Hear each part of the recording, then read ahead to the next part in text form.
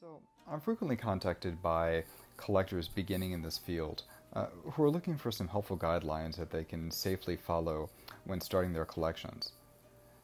Compared to the situation when I first started collecting about 30 years ago, this is, I would say, at the same time both a safer and a much more dangerous moment to be entering the field.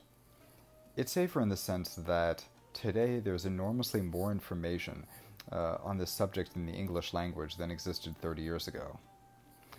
It's conversely a much more dangerous time to be entering the field because there's never been so many fakes and falsely described swords the way that we have now. When dealing with art objects of this type of relatively high price level, I feel it's critical to have a foundation of knowledge and know clearly what it is that you're buying. But most people are not putting in the requisite study and just tend to jump in with both eyes closed. So I thought it would be helpful to put together a video on useful and helpful recommendations for the beginning collector. So my first recommendation is focused on study. When I first started collecting and studying about this field, there was almost no information available in the English language.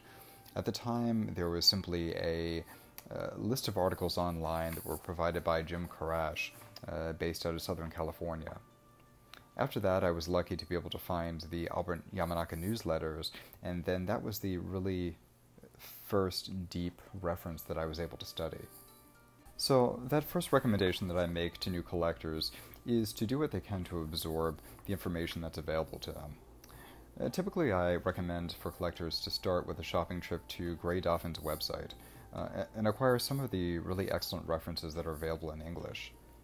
We each have our own personal favorite references, but most often I do suggest starting with The Connoisseur's Book of Japanese Swords by Nagayama Kokan. And from there, moving on to the Albert Yamanaka newsletters, and then up to the really excellent reference called the Nihonto Koza. Nihonto Koza literally translates to Japanese Sword Encyclopedia, and it is a 6-volume reference that was translated by Afu Watson.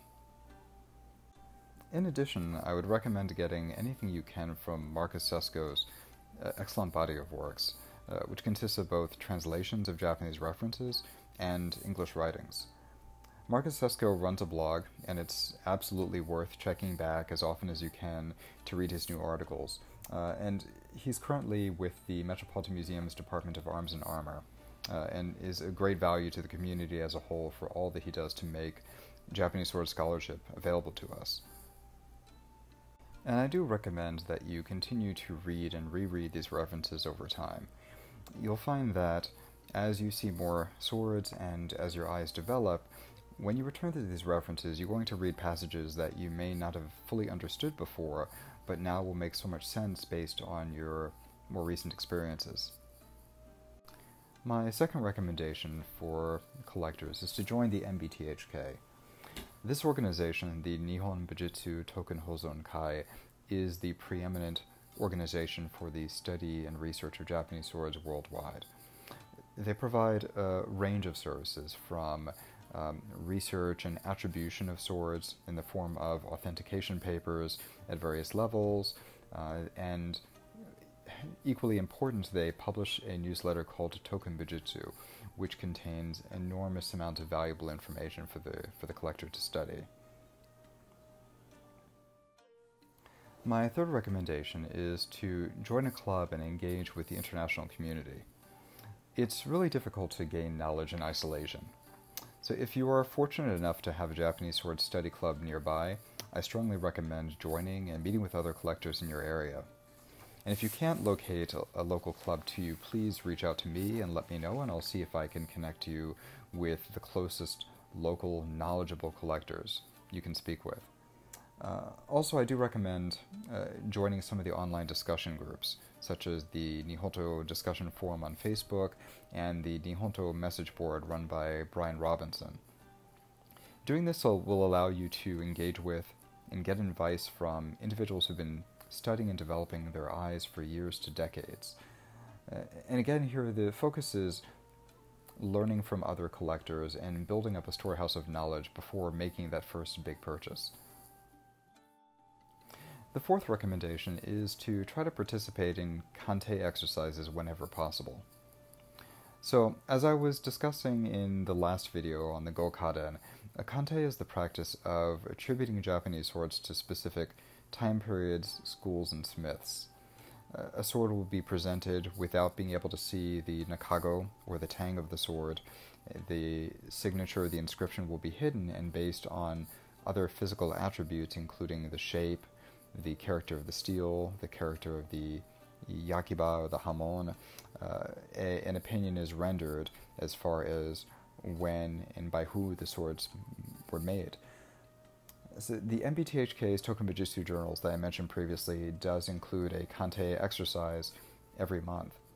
And Conte sessions are also provided by many of the local Japanese sword study groups. To me, I think that this is one of the most valuable ways to develop your eyes and learn to identify the characteristic traits that differentiate Japanese swords over time and location. Fifth and finally, I strongly recommend making an effort to pick up the rudiments of reading Japanese. I can't overemphasize the value that this has been to me over the years, or overstate how much appreciation I have for the people that encouraged me to do this early on when I was collecting. Even with numerous references written in English, this is a field that's focused on the study of a Japanese art form. The majority of references are still in Japanese. Appraisal documents in the form of authentication papers are written in Japanese, and the swords themselves will often contain Japanese language inscriptions. If, as a collector, you intend to follow this passion in a serious way, I feel that some study of Japanese is critically important. Begin with flashcards, and for this, again, I refer you to Grey Dolphin's website for flashcards that focus on some of the more commonly seen kanji. Study as many sword inscriptions as you can, and practice translating inscriptions on your own. This will allow you to achieve a much greater depth of appreciation for this art form, and will help you to make the jump to the next level of scholarship. Thank you again for listening, and if you have been enjoying these videos, please do subscribe to this channel to be notified of new content.